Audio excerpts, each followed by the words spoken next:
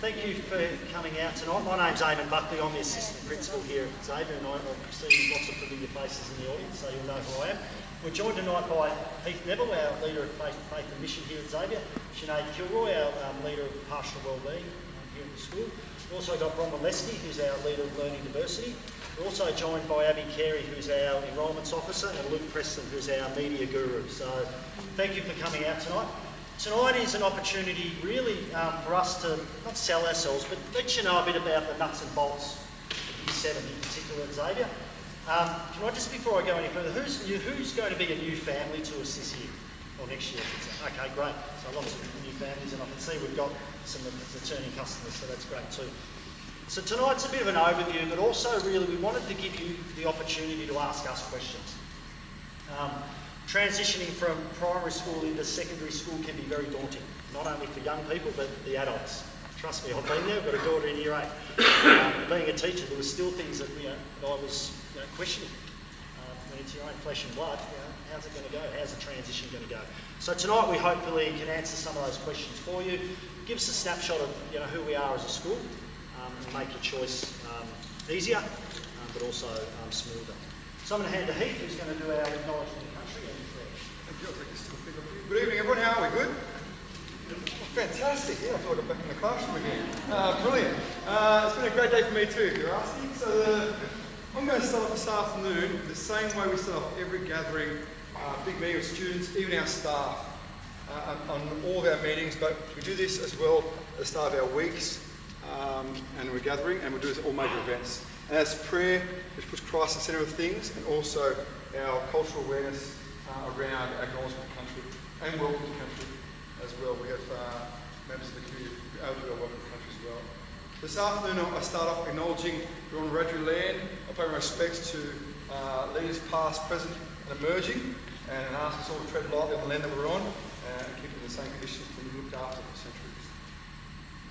I'd also like to take this chance to introduce you to, if you haven't already seen it, our beautiful school prayer. We have a rich history that I'll speak a little bit more on about our Catholic education history at Albury that spans over 150 years, starting with the Mercy Sisters. And that history is extracted in this prayer written by our staff who wrote it nearly a decade ago now.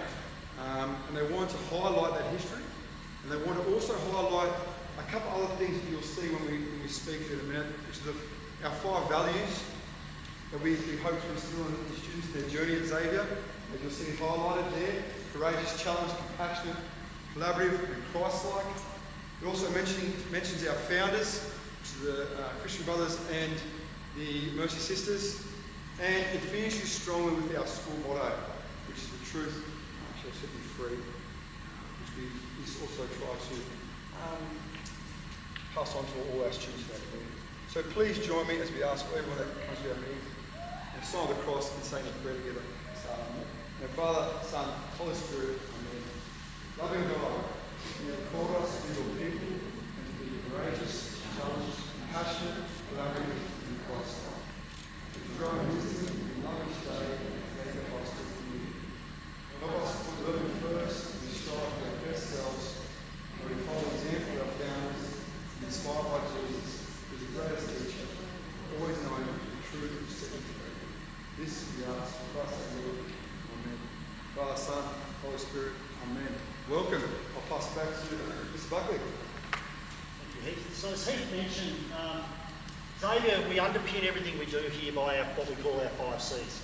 We're actually on the journey, and we've started to work this into our celebrations. So we had a whole school assembly last week, and our assemblies here are student run. That's really important that you know that. We want to give our students every opportunity they can to shine and use their talents in various ways. So the old traditional model of a school assembly where the principal, the assistant principal gets up and, no, we want student voice. I mentioned our house system, and you'll see the banners we've got here. So Xavier High School has 8 houses. Okay? And that underpins a lot of what we do. Within the 8 houses we have homerooms. Okay? So it's a vertical structure, pastoral homeroom. So your child would be in a homeroom with Year 7 students, but also Year 8, 9, 10, 11, 12. Averages out about 4 to 5 of each year level. Okay? That's deliberate. to one, create a sense of community, okay? Opportunities for peer-to-peer mentoring, okay? Opportunities for our younger students to be seeing role modelling from older students. Okay? And that role modelling is not just your nuts and bolts of uniform, that's study habits, that's engaging in conversations about what's going on in the Year 10 curriculum or the Year 12, so that young people are, that culture of learning is permeating throughout the school. It's also the nuts and bolts of athletics carnivals and swimming carnivals, that community pride stuff, that's vital too. So that the 8 houses, that's where you'll find that stuff. But it is based in that pastoral space. And in that space, you have, your son or daughter will have a homeroom mentor. Because within each homeroom, there's 2 to 3 homeroom mentors. So your son and daughter becomes the responsibility of one of those people. And they're your go-to person. They're your first port of contact. If you have any issues, you can talk to that person. If they don't know the answer, the beautiful thing is they'll know where to go to find it for you. So it's a point of contact for you as parents. Right? It's someone every day your child is going to be engaging with for 15 minutes in the morning and then on a Thursday for an hour. And to support that, we go with the philosophy that our homeroom mentors know the student and know the learner. So get to know the young person first as a person. Quite often, my conversations with the guys and girls in my homeroom that I'm responsible for, the first thing on a Monday usually permeates through to Tuesday and Wednesday is what's been going on for them in the weekend, sports, finals, all that stuff. Getting to know them. And then over the course of the journey, getting to know them as a learner. And that's supported by what we call learning conversations. So we have structured learning conversations where your homeroom mentor of your child is sitting with your child, looking at goal setting, looking at what's been going well in the classroom, what are some of the challenges, what supports might be needed. I'm actually working with 2 of my Year 10 students that I'm responsible for at the moment around creating a study calendar, because they've identified to me by their parents that they're just having some troubles getting organised at home, but they're wanting to focus a bit more. Year 10, they can see the pointy end coming, so we're doing some of that, creating Google Doc together, that it's a fluid document, and they're taking some ownership. I'm actually almost standing back now, and they're doing it for me. And they're holding on to that. So that's just an example there. And there's lots, every homeroom mentor could give lots of examples of similar things that happen. There's an advocacy role in that too though. Okay, so if something's not going right for your son and daughter, you've got a point of contact here at the school that can be that voice. Because sometimes young people have trouble communicating, don't they? So you've got an adult, a significant adult in their life here that can help tell the story if needed. And it's framed around that idea it's a shared journey. I've done a similar thing in another school, and I had young men and women that I had from the time they were in Year 7 to the end of Year 12. They could walk into the homeroom and I knew exactly what sort of mood they were in. They knew exactly what sort of mood I was in. So that partnership. So that's a bit of a snapshot of that, of how we structure up the school. I'm going to hand over to Heath now to talk about our Rightio. So, I'm going to talk to you a bit about faith at the school, but first of all, I need to start off with, it's not something that's separate. It's not something that lives in a classroom by itself or with me as a leader. It's actually everywhere and a part of everything we do. So as you just heard then, most of the things that Amy was talking about, those relationship building, is part of what we are as a Catholic school. For us, our faith is family. That's a big part of it. About looking after each other. About looking after the student, head, heart and hands, the heart being a big part of it. That means when they're going to learn about things, they're learning why they're doing it, why they should be doing it, and that also means why they're helping others out in the community. And that looks like things such as social justice groups. Our Vinnie's youth group started off today, which is tied into the community, cooking for care van, driving Vinnie's sleep outs, all run, once again, as Amy spoke about before, by the students. Now they learn their faith through that. I also see in what we do, every teacher is a lighthouse for our faith. We live the ethos. It's that friendly nature we bring to every classroom. And you'll see it even when you walk in the front door. And if you went on a tour, you'll see it in the kids already. They're happy, they easily talk about it, they know what they're talking about when it comes to faith as well. They're comfortable with it. And we understand it's also a journey at our school, and that's why we have strong opportunities and experiences throughout their career that opens them up to this journey. And they start to things like their camps and retreats. In Year 7, the first thing we do is take them on Year 7 camp. It opens them up to that 5 C's, it's based around the 5 C's. We look at what spirituality means, but we look at that, how that looks like in terms of connection, and being connected to school and each other. Now, going on with that, we also celebrate all our feast days and our masses and liturgies, once again, mostly run by our students. With the music, the reading, they choose their own music, they conduct their own music, they do their own readings, and we have Father Martin here, who is absolutely fantastic from our local parish priest. And he comes in and guides our students very, very strongly. As I said, involved with faith celebrations, it also flows on to our Easter celebrations. At the end of this term, our kids are already organising a Stations of the Cross, which they're joining with St Anne's and doing in our hall here in front of everyone else. Once again, designed themselves. There's multiple opportunities. The faith formation is not only just for the students, it's for the staff as well, and we give them plenty of opportunity to explore what that looks like for each individual child. I said some walk in at the start of Year 7 not knowing what faith is at all. Some walk into it very strong and knowing who they are. And both those scenarios are perfectly okay, but they learn to witness the journey of each other. That's what we're all about. So as our faith formation at our school is, we're creating a discussion about who we are and our spiritual side as well.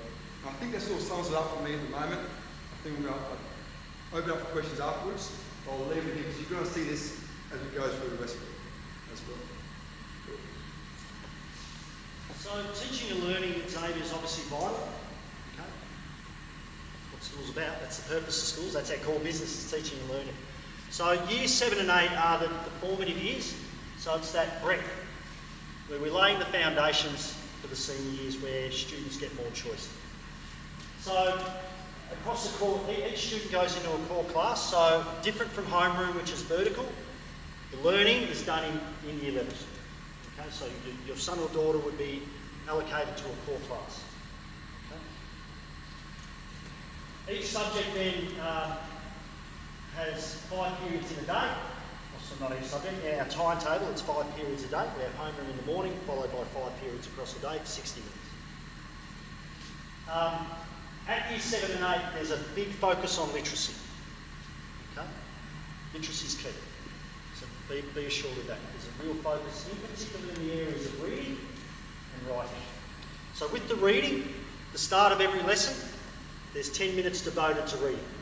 5 minutes devoted to reading, apologies. Okay? 5 minutes devoted to reading, on top of what may occur during the other 55 minutes. Okay? We encourage that to be interest-based. So we're giving our young people a choice of their interest in reading. Okay? And at level. So we make it realistic.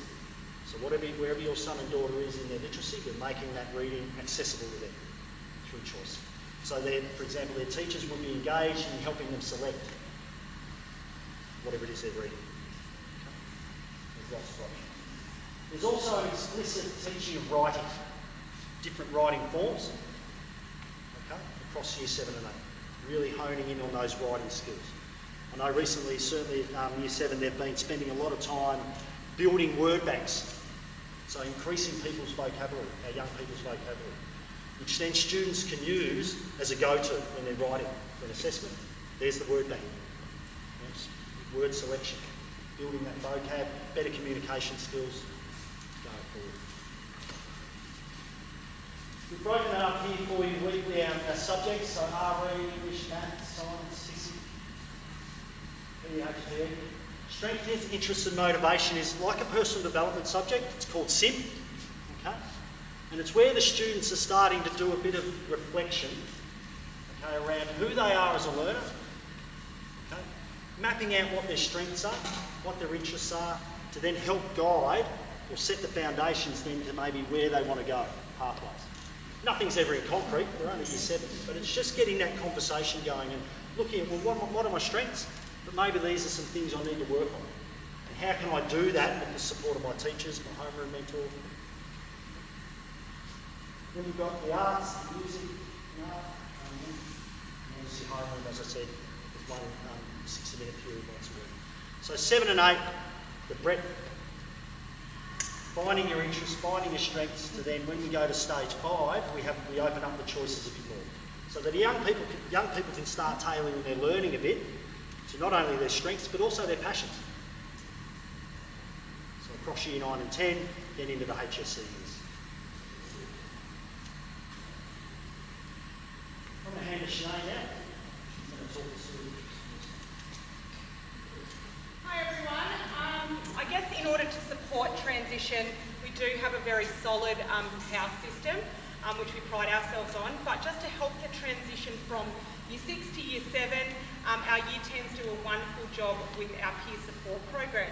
So they, at the end of Year 9, they have a 3-day intensive training regime that they have to work together. They go through the Peer Support Training Australia program, and then they are selected to then lead our Year 7s when they come in the following year.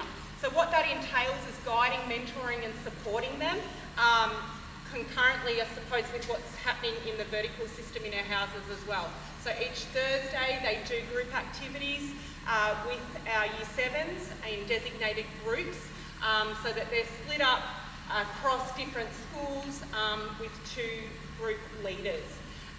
So they have activities around belonging and identity and self-awareness around the school, as well as kind of team building activities and exercises and breaking down the barriers of coming into a high school setting. They then also go on camp, so we have 40 Year 10 students go and facilitate and help on Year 7 camp, so they really get to know their mentor really well, and it just helps them gain and develop leadership skills and really impart that knowledge and understanding that we are all inclusive here and that there is a support system in place for them. So it's a really solid program here at Xavier, and we really pride ourselves on it. And it just helps know and understand that we feel that we're transitioning our Year 6s well and they've got supports in place. Our uniform, we also pride ourselves on it. Our uniform, you can come dressed in your PE uniform when you have PE, otherwise it's a formal uniform, and students read that on their timetable. We have a summer and winter uniform, and then jackets for days in between like today.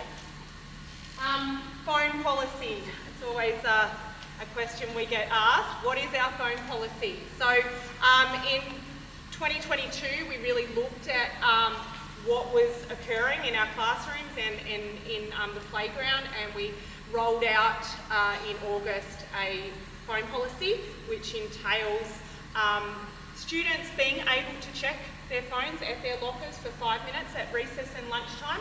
And we did a lot of research on that as to why we needed to know and understand and taking an educative approach around phones.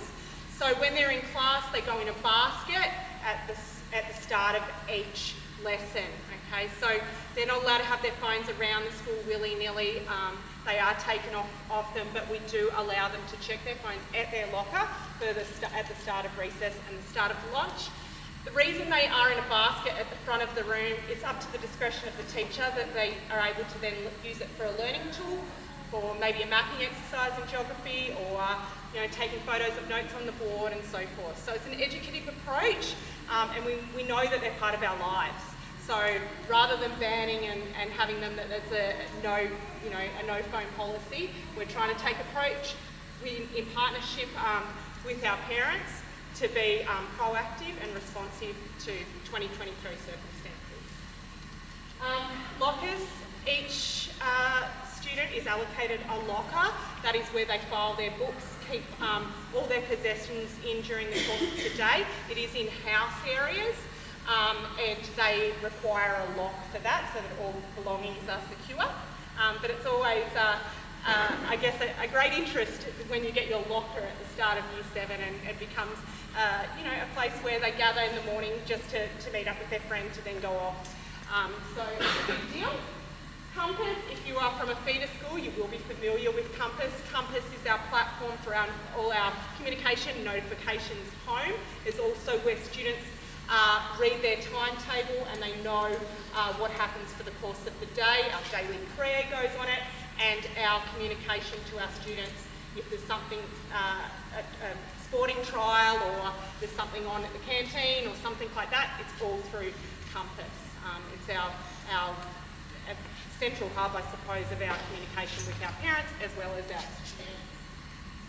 As I mentioned before, we are all inclusive in terms of our fees. So Chromebooks are issued at the beginning of Year 7. Textbooks, some teachers use textbooks again, but that's all included. The Chromebook is the students, it goes home with them each night. They have to charge it, of course, but it is very much at the forefront of their learning. So they do need books, and there's a book list that's on our website, but most of their learning is on their Chromebook. Canteen, we have a QR system where there's the app, and so items can be ordered from the canteen. It is open 5 days a week, recess and lunchtime, so lunch orders can go in, but also they can get, students can access the canteen for recess and lunchtime for delicacies of their pleasing. At lunchtime, an initiative that started this year just in terms of ensuring that our students are active at lunchtime.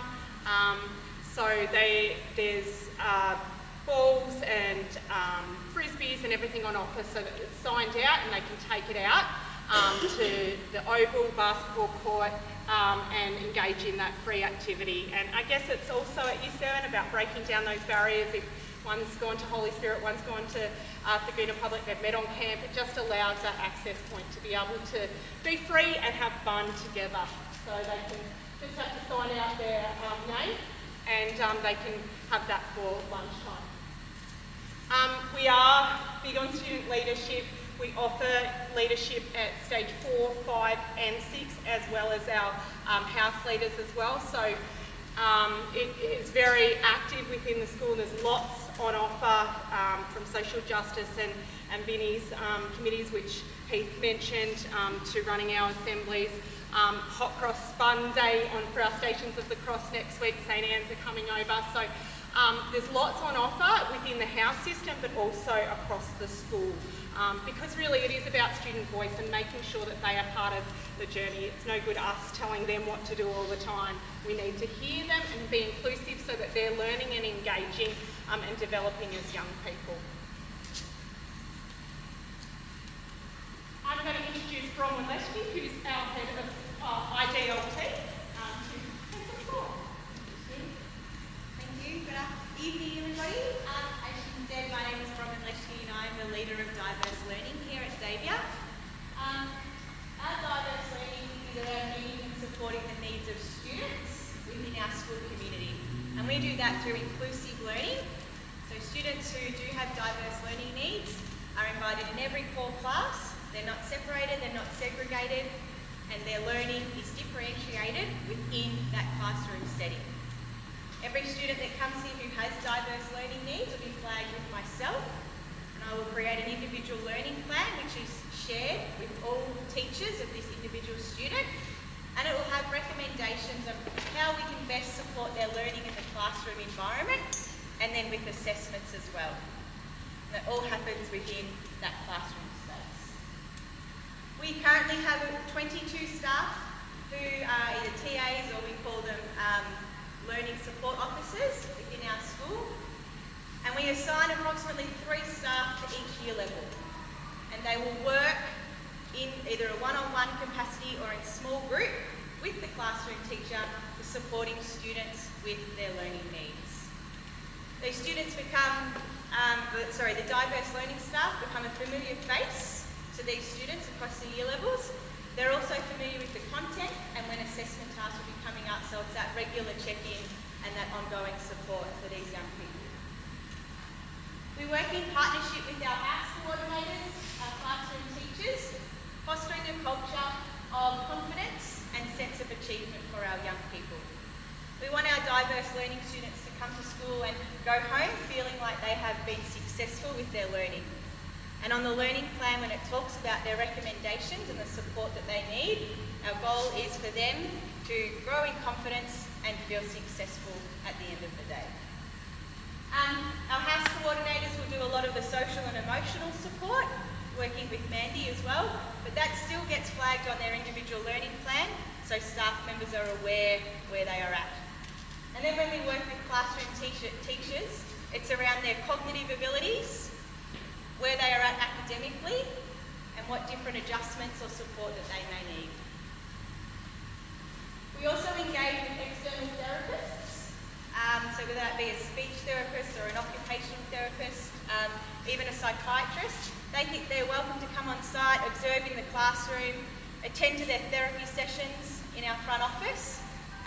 And I also like to be involved in some of those sessions, so I'm aware of any strategies or support measures that can be implemented onto the student's individual learning plan. We look to seek effective learning opportunities, as I said before, with that goal being every student can achieve success.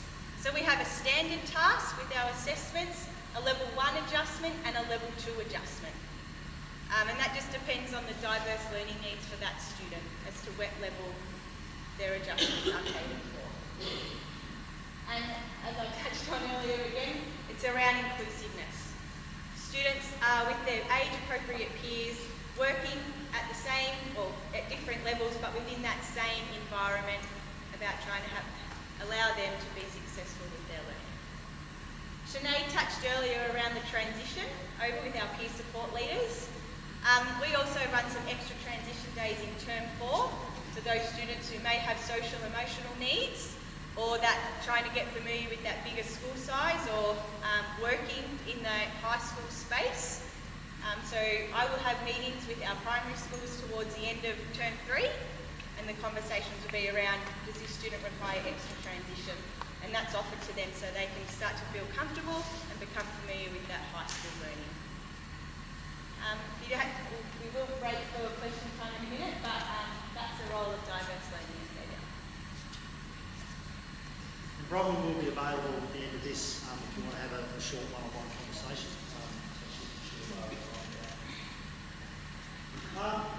So things to look forward to. So swimming carnival early in the year, as Heath mentioned, Year 7 camp, which is a fantastic event.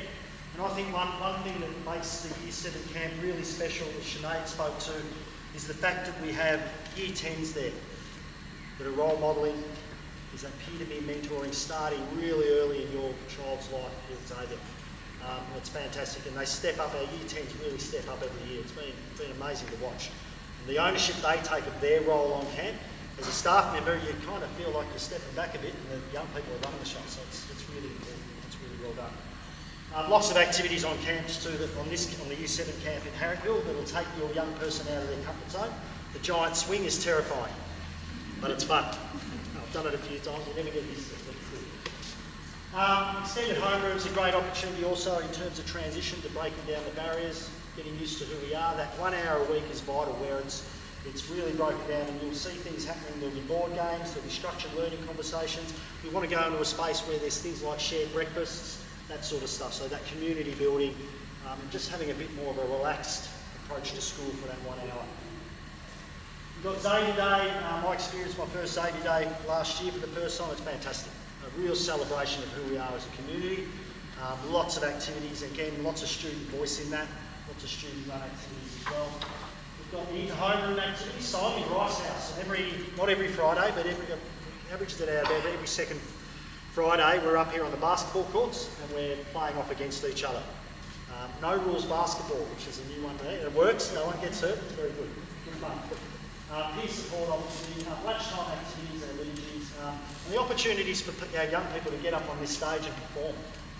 The music stuff. We had some Year 12 boys at our last assembly get up and perform a Dire Straits song. It was fantastic.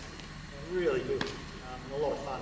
And again, that peer-to-peer stuff's so vital for young people to be seeing their peers up there. It goes a long way. So that's really good. Heath, I believe there's a video. Yes. I'm going to try and get this to work. Luke, you might have to help me. Is it as simple as... Press on. So this is an overview of term 1. So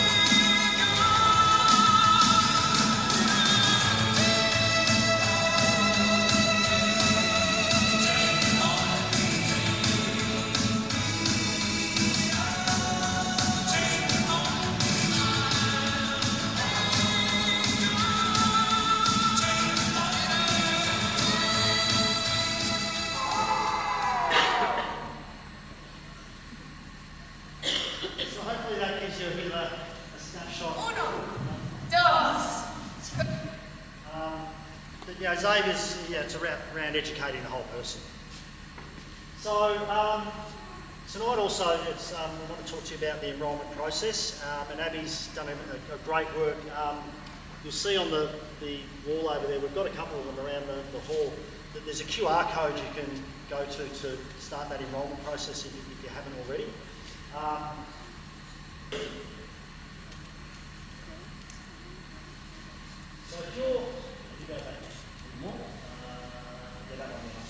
So if you're an existing family at one of our Catholic feeders, you'll already have Compass set up, so you can enrol through that process. Okay. If you're an existing family but you're split, you'll have to do it the old-fashioned way with paper. So Abby's got some enrolment forms over there. That's around privacy issues. We can't have a shared Compass page for you as a split family. So it's a fairly straightforward process. As I said, it's got the QR code there. And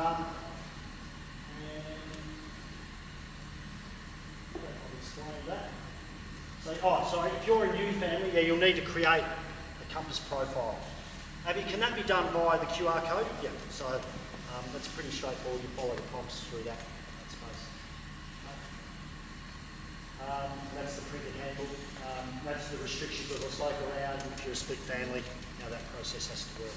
Okay? That's a new process this year. So we're still learning it as well, as you can probably tell by the way I presented that. So bear with us on that one. All right, that brings us to the end tonight of our presentation. We want to throw it over now to you. We've got the microphones just so that we can make sure people are heard. Just any questions you may have that you want to put out to the audience. Otherwise, we are going to stay back if you just want to have a one-on-one conversation, or you've got some questions, or you're not sure about something. But if there's a question anyone would like to ask, I'm happy to open that up to the floor.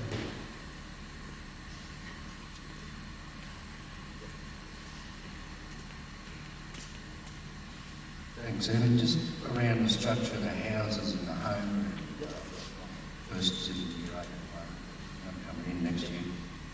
Well, it's been a little confused. So you've got 8 houses, yes, and then is it as simple as then 4 or 5 home rooms in each house? That's correct. So it's a gym, sort of like a high road. Yeah. Okay. Yep. So the next part I've always struggled understanding is the home. They stay in the house all the 7 years that they're, or 6 years that they're at high school. That's correct. Is the home room rented the same all the way through? Like Sam's got Zoe. Is Zoe always going to be Sam's, and then when That's the idea. Yes. Yeah, that so doesn't seems- always happen if the staff member leaves. Or yes, Okay. the idea is that That's the concept. that port of call for your young person yourself journeys all the way through. So you yourself in Rice have got ones in year 7 now. Yep. It all follow through. Yep. Yep. Good question. All right. Well, we're going to be available now. So thank you for your time tonight. We really appreciate it. As I said, any questions, please come and see us. If you leave